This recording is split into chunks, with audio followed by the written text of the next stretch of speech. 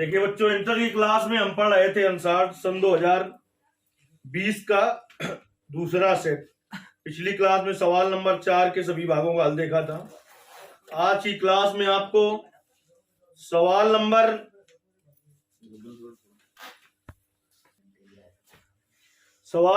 5 का नंबर देखते हैं। 5 में कहा है निम्नलिखित में किन्हीं 5 खंडों को हल कीजिए। हल 5 खंडों को करना है, लेकिन हम सभी खंडों को हल कर देते हैं। 5वें का नंबर है। सवाल कह रहा है y बराबर cos x की whole power sin x plus x की पावर x का x के सापेक्ष अवकलन ज्ञात करना है। देखिए यहां पर कितने फलन है? 2 फलन है और दोनों में ही चर की घात चर है। तो हमने कहा था कि अगर चर की घात चर हो तो सबसे पहले क्या करते हैं? लाग लेते हैं। लेकिन 2 फलन अलग अलग हैं तो पहले दोनों को अलग अलग करना पड़ेगा।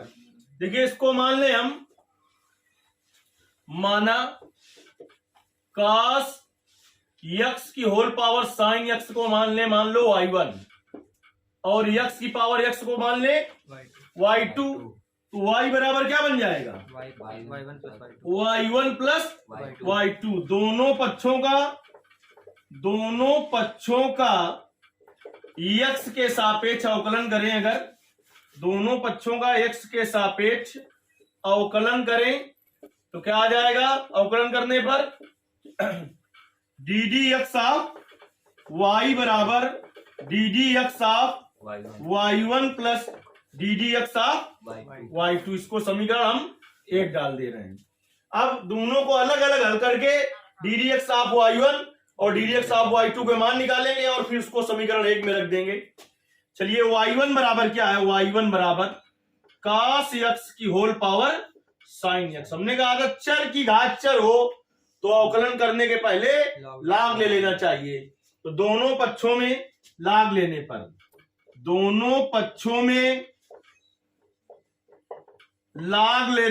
देखिए दोनों पक्षों में लाग ले लेंगे तो क्या हो जाएगा? लाग y1 बराबर लाग और cos x की होल पावर sin x। नीचे का ना जहां से बता देना। लाग y1 बराबर लाग m की पावर n लाग m। तो क्या हो जाएगा? sin x और लाग cos x।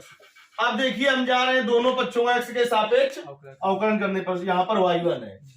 देखिए ये पहला फलन हो जाएगा और ये दूसरा फलन हो जाएगा। देखिए दोनों पक्षों का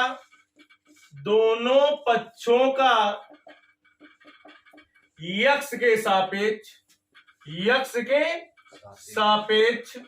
अवकलन करने पर, दोनों पक्षों का x के सापेक्ष अवकलन करने पर करिए दोनों पक्षों का x के सापेक्ष अवकलन।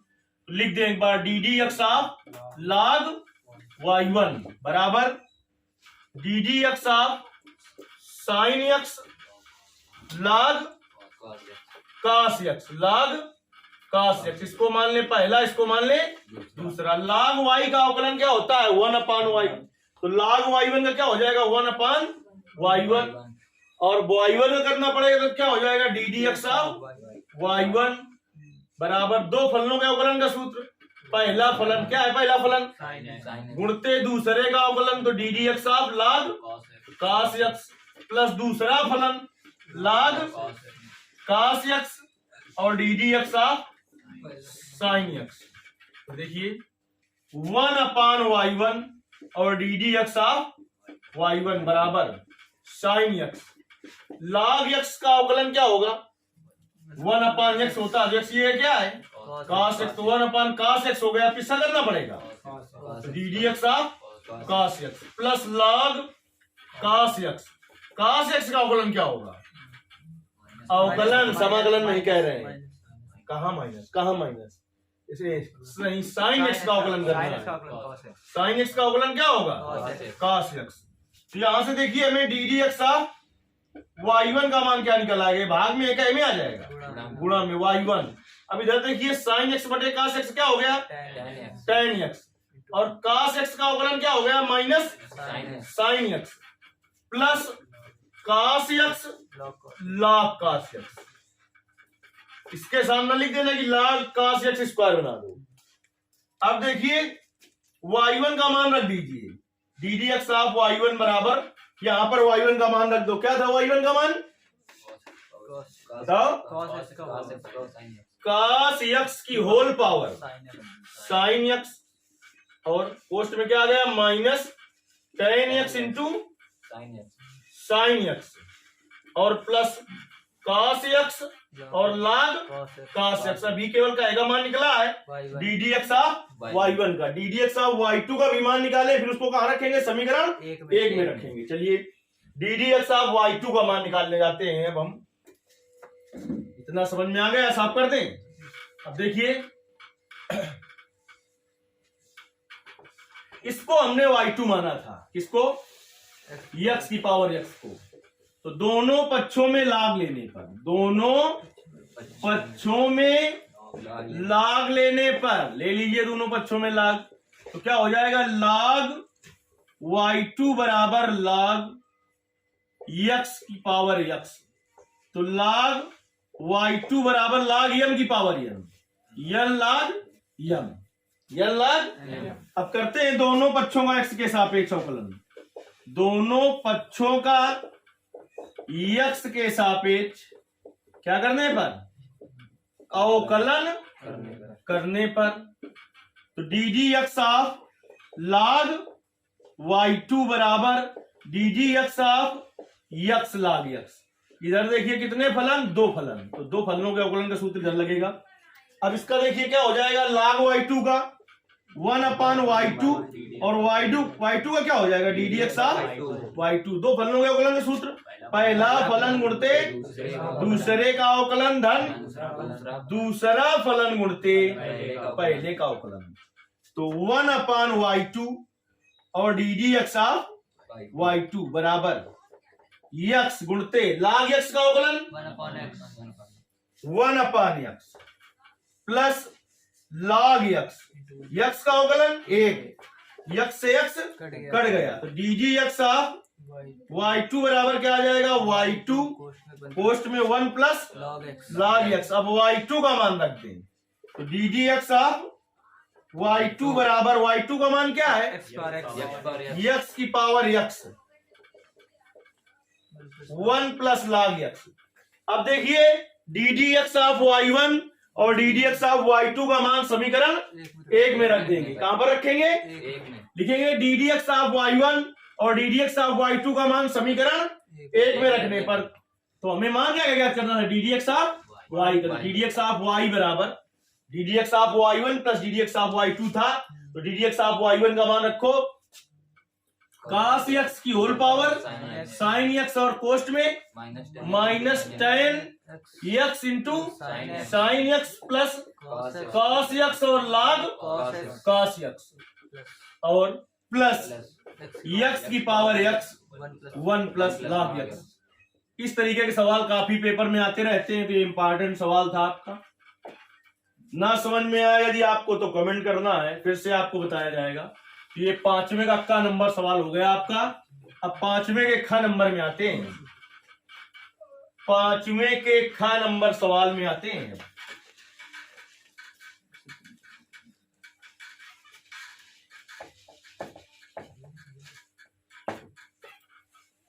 पांचवें के ख नंबर सवाल में देखिए क्या कह रहा है कि आप व्यू दिया है। 5वें के ख नंबर में आप व्यू दिया है आपका a बराबर कितना? 2 minus 2 minus 4 minus 1 3 4 1 minus 2 minus 3। कह रहा है को एक सममित आव्यूह तथा विषम सममित आव्यूह के योगफल के रूप में व्यक्त कीजिए। इस तरीके का सवाल भी बहुत इंपॉर्टेंट होता है। पहले सममित और विषम सममित आव्यूह जान लेते हैं। सममित आव्यूह किसे कहते हैं? यदि a डैश का मान a के मान के बराबर हो तो कैसा आव्यूह होता है? सममित आव्यूह होता है। a डैश का मान माइनस a के बराबर हो तो विषम सममित आव्यूह होता है। लेकिन इसे योगफल के रूप में व्यक्त करना हो तो देखिए उसके लिए सूत्र होता है आपके, क्या होता है?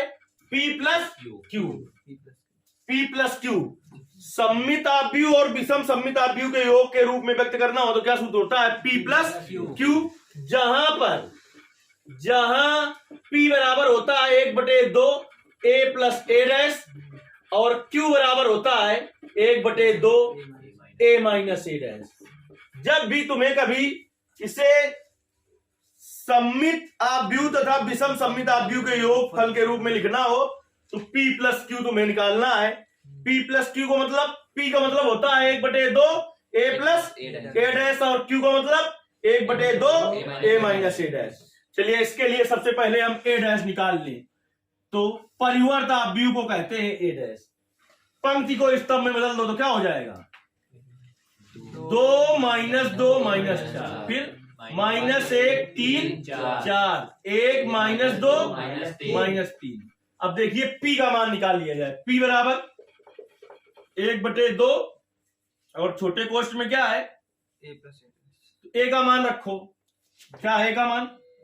2 - 2 - 4 -1 3 4 1 - 2 -3 प्लस इसका मान कितना है? 2 - 1 1 -2 3 -2 -4 4 -3। तो P बराबर 1/2 जोड़ लीजिए इसको। 2 धन 2 -2 और -1 -4 और 1 माइनस का 4 और प्लस का 1 -3 -1 और -2 -3 3 धन 3 6 4 और -2 2 फिर -3 और 2 -6। अगर 2 का भाग इसमें देना चाहें तो दे लें, नहीं तो ऐसे ही लिखा रहे। P का मान कितना आ गया बेटा? 1/2 और 4 -3 -3 6 2 -3 2 -6। अब क्या का मान निकाल लें? Q का। Q बराबर क्या होगा? 1/2 A माइनस A डैश। चलिए 1/2 A का मान रखिए। A का मान कितना है? A का मान 2 - 2 -4 -1 3 4 फिर 1 - 2 -3 माइनस A डैश का मान रखो 2 -1 1 फिर -2 3 -2 -4 4 -3 माइनस का गुणा कराते हुए एक ही स्टेप में हल कर लेते हैं। आप अलग अलग कर लेना चाहे। अब देखिए क्या हो जाएगा? Q का मान 1/2 और 2 और -2 0 फिर -2 और +1 माइनस का 1 माइनस से गुणा का विशेष ध्यान रखना -4 और -1 -5 फिर -1 + 2 1 3 -3 0 4 और माइनस प्लस 6 फिर 1 माइनस प्लस 5 फिर -2 और -4 -6 फिर -3 और माइनस प्लस 0। ये क्या मान निकल आया? Q का मान निकल आया। अब देखिए हमें योगफल के रूप में व्यक्त करना है, यानी P प्लस Q का मान चाहिए। लिखेंगे आव्यूह को सममित तथा विषम सममित आव्यूह के योगफल के रूप में लिखने पर तो लिख देंगे। तो P प्लस Q का मान निकालना है हमें। P प्लस Q का मान, तो P का मान बोलिए क्या आया है? 1/2 4 -3 -3 -3 6 2 -3 2 -6 प्लस Q का मान 1/2 0 -1 -5 1 0 6 5 -6 0। 1/2 पूरे से क्या करें हम? कॉमन ले लें। कॉमन ले लिया, इसके बाद छोटे कोष्ठ में जाएं। बड़ा कोष्ठ इसलिए नहीं बनाएंगे क्योंकि आप व्यू का चिन्ह और बड़ा कोष्ठ एक ही तरीके का होगा। चलिए अब 1/2 कॉमन ले लिया, अब जोड़ें 4 धन 0 4 -3 और -1 -4 -3 और -5 -8 -3 और 1 -2 6 धन 0 6 2 धन 6 8 -3 धन 5 2 2 -6 -4 -6 0 -6 -6 और अब 2 का हमें क्या करना है, सब में भाग दे देना है, तो क्या आ जाएगा 2 2 -2 -2 -4 -4 -1 -1 3 3 4 4 1 1 -2 -2 -3 आई बात समझ में कि ना आई? आ गई। ये विषम सममित और सममित आव्यूह के योगफल के रूप में व्यक्त हो गया। समझ में आ गया कि नहीं आया? आए? चलिए अब हम आगे चलते हैं। सवाल नंबर 5वें का गा नंबर। गा में 2 भाग हैं। गा में कितने भाग हैं? 2 भाग हैं। चलिए तो दोनों भाग हल कर लेते हैं। अब चूंकि इसमें कहा है 5, लेकिन हल करेंगे कितने? 6। तो पूरे एक वीडियो में नहीं हो पाएंगे, इसलिए इन दोनों को पहले हल कर लेते हैं, फिर इसके बाद 3 और बचेंगे।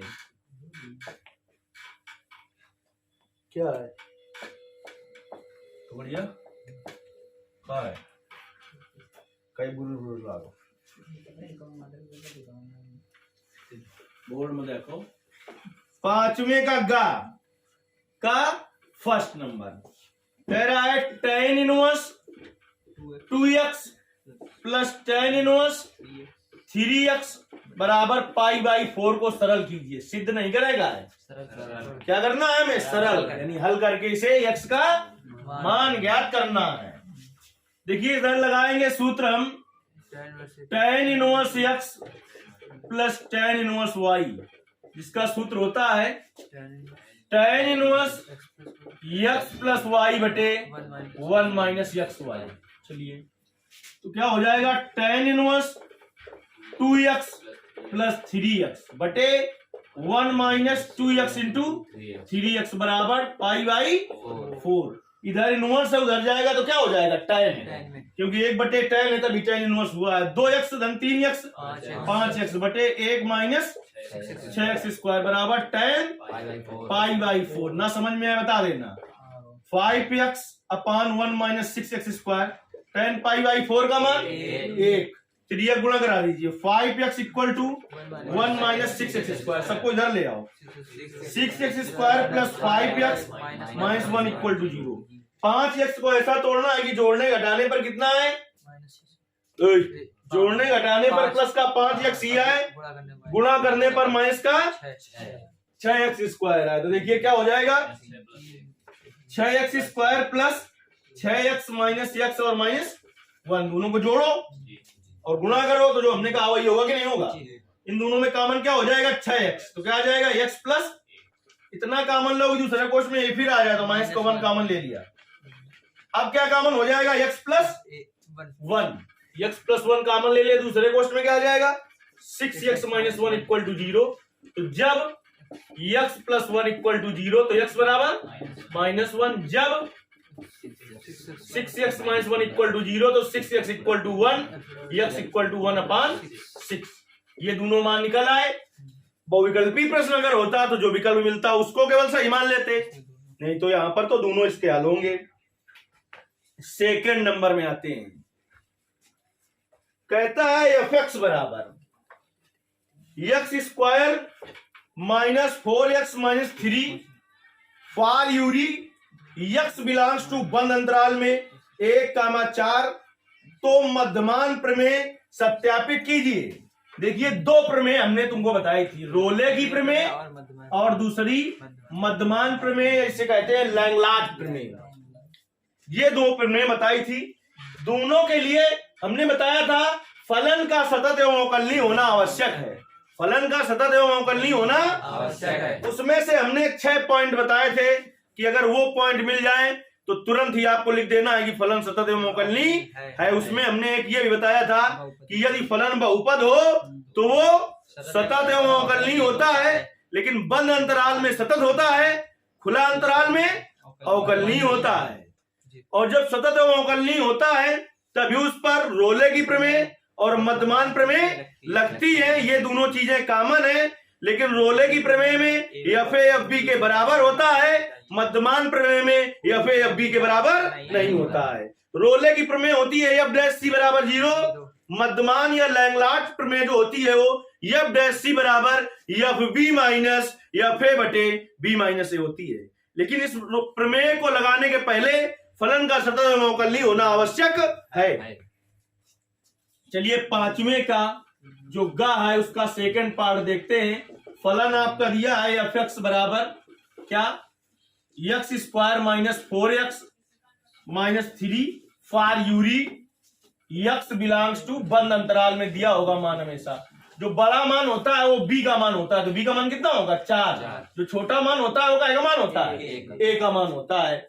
हमने बताया दोनों प्रमेय के लिए फलन का कैसा होना आवश्यक है, सतत एवं अवकलनीय। तो देखिए लिखते हैं हम, ठीक, कि एफ एक्स जो है आपका एफ एक्स वो किसमें, बंद अंतराल 1,4 में क्यों सतत है वो तो लिखे हम, क्योंकि फलन बहुपदी है अतः बंद अंतराल 1,4 में फलन कैसा, सतत या संतत, बात एक ही है, संतत है तथा खुला अंतराल 1,4 में अवकलनीय है। कैसा है, अवकलनीय है। जब हमने पढ़ाया था वहां 6 पॉइंट बताया था, उनमें एक पॉइंट ये भी था कि नहीं, 7 पॉइंट बताए थे। अब जब फलन सतत एवं अवकलनीय है तो इसके लिए मध्यमान प्रमेय सत्य होगी, इसके लिए मध्यमान प्रमेय सत्य होगी। तो मध्यमान प्रमेय क्या होती है, एफ डैश सी बराबर F B minus F A बटे बी माइनस ए। तो हमने कहा था अंतराल में जो बड़ा मान दिया हो बी का, जो छोटा मान दिया हो वो ए का। एफ डैश सी कैसे मिले, एफ डैश एक्स निकालिए, दोनों पक्षों का करिए एक्स के सापेक्ष अवकलन, दोनों पक्षों का एक्स के सापेक्ष अवकलन करने पर तो एफ डैश एक्स बराबर क्या हो जाएगा बताओ, एक्स स्क्वायर का अवकलन 2x माइनस 4, एक्स का अवकलन 1 माइनस 3 का अवकलन 0, तो क्या होगा 2x माइनस 4, इसका अवकलन आ जाएगा बहुपद का 2x माइनस 4। तो एफ डैश सी का मान कितना हो जाएगा 2c माइनस 4, 2c माइनस 4। अब देखिए एफ बी और एफ ए का मान चाहिए, तो एफ बी का मतलब 4 कहां पर मान रखोगे, x की जगह पर डैश में नहीं रखना, क्योंकि एफ डैश 4 का मान थोड़ी निकालना है एफ एक्स वाले में। तो 4 का स्क्वायर माइनस 4 गुणते 4 माइनस 3, 4 का स्क्वायर 16 माइनस 4 चौको 16 माइनस 3, इससे कट गया माइनस का 3। एफ 1 का मान 1 का स्क्वायर माइनस 4 इंटू 1 माइनस 3, तो 1 माइनस 4 माइनस 3, तो कितना आ जाएगा माइनस का 6 लिखेंगे। चूंकि फलन सतत एवं अवकलनीय है तथा रोले की प्रमेय के लिए F B does not equal to F A होना चाहिए, सॉरी रोले की प्रमेय के लिए नहीं, मध्यमान प्रमेय के लिए। रोले की प्रमेय के लिए क्या चाहिए हमें, रोले की प्रमेय के लिए तो एफ ए एफ बी के बराबर होनी चाहिए, लेकिन इस प्रमेय के लिए ऐसा नहीं है। किस प्रमेय के लिए, मध्यमान, या इसी को कहते हैं लैंगलार्ड की मध्यमान प्रमेय। तो लिख देंगे अतः मध्यमान जो पेपर में लिखा हो, मध्यमान भी सही है और मध्यमान भी सही है। क्या लिखा है मध्यमान प्रमेय से क्या है, मध्यमान प्रमेय कि एफ डैश सी बराबर F B minus F A बटे बी माइनस ए। तो एफ डैश सी का मान बेटा कितना है, एफ डैश सी का मान 2c माइनस 4, एफ बी का मतलब इस सवाल के हिसाब से यहां पर लिखे एफ 4 माइनस एफ 1 बटे 4 माइनस 1।